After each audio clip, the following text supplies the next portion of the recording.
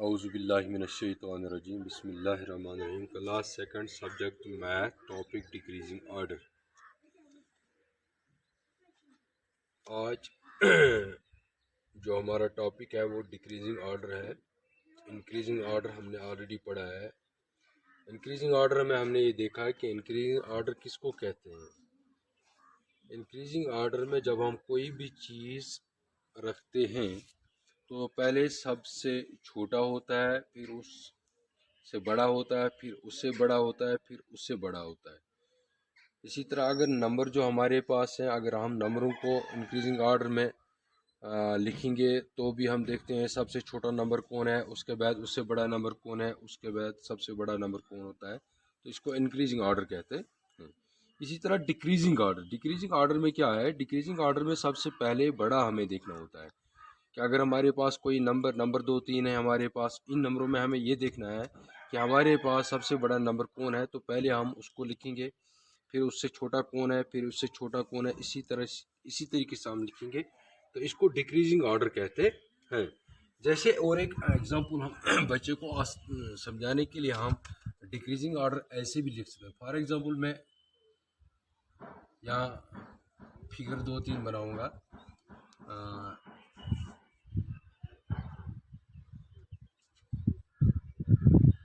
यहाँ पर आप देखते हैं सबसे बड़ा यहाँ पर यह है, फिर इससे छोटा ये है और इससे छोटा ये है। इसको कहते हैं डिक्रीजिंग ऑर्डर, यानी पहले सबसे बड़ा और फिर उससे छोटा, फिर उससे छोटा, फिर उससे छोटा। इसी तरह और एक एग्जांपल हम लेते हैं। फॉर एग्जांपल हमारे पास ये यहाँ पे बाल जैसी है। पहले हम यहाँ सबसे बड़ी बाल, इसके बाद इससे छोटी बाल ये है, फिर इससे छोटी बाल ये है, इसी तरीके से इससे छोटी बाल ये है। तो यहाँ पर सबसे बड़ा जो सबसे बड़ी बाल जो है वो ये है, फिर इससे छोटी बाल ये, इससे छोटी ये, इससे छोटी ये। इसको भी डिक्रीजिंग ऑर्डर कहते हैं, क्योंकि डिक्रीजिंग ऑर्डर में मैंने पहले ही कहा कि डिक्रीजिंग ऑर्डर में सबसे बड़ा पहले होता है, फिर उससे छोटा, फिर उससे छोटा, फिर उससे छोटा। इसी तरीके से मुख्तलिफ एग्जाम्पल हमारे पास हैं। बच्चे भी जब हमारी क्लास में होते हैं तो बच्चों को भी हम इंक्रीजिंग ऑर्डर और डिक्रीजिंग ऑर्डर में रख सकते हैं, क्योंकि अगर डिक्रीजिंग ऑर्डर में रखना होगा बच्चों को तो सबसे पहले जो सबसे बड़ा बच्चा होगा हमारे क्लास में पहले हम उसको रखेंगे, फिर उसके बाद उससे छोटा, फिर उससे छोटा। इसी तरीके से हम उनको रख सकते हैं। जैसे कि मॉर्निंग असेंबली में हम इंक्रीजिंग ऑर्डर में तो रखते हैं, इसी तरीके से हम डिक्रीजिंग ऑर्डर में भी रख सकते हैं। इसी तरीके से अगर अब हमारे पास अब नंबर है तो नंबरों को हमने डिक्रीजिंग ऑर्डर में लिखना है। मिसाल के तौर पर यहाँ पर हमारे पास कुछ नंबर हैं। फॉर एग्जांपल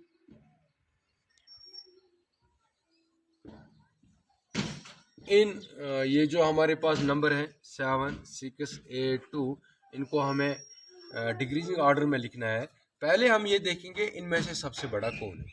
तो जब यहाँ देखते हैं हम 7 6 8 2, तो सबसे बड़ा पहले 8 है। तो 8 को 8 जो है इसको सबसे पहले लिखेंगे, इससे छोटा फिर 7, 7 से छोटा 6, 6 से छोटा 2।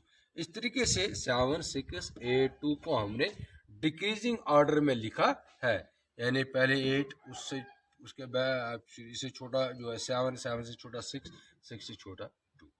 इसी तरह और एक एग्जांपल हम देते हैं।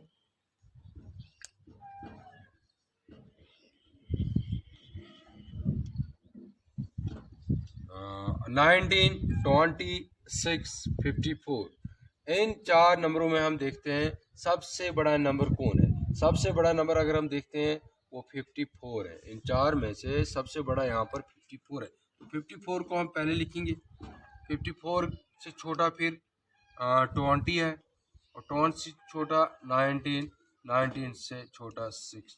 इस तरीके से हमने 19 20 6 54 को यहाँ पे डिक्रीजिंग ऑर्डर में लिखा है। तो इसी तरीके से बहुत सारी एग्जांपल हमारे पास हैं, बहुत सारे तरीक़ों से हम समझा सकते हैं बच्चों को कि किस तरीके से हम डिक्रीजिंग ऑर्डर में कोई भी चीज़ लिख सकते हैं।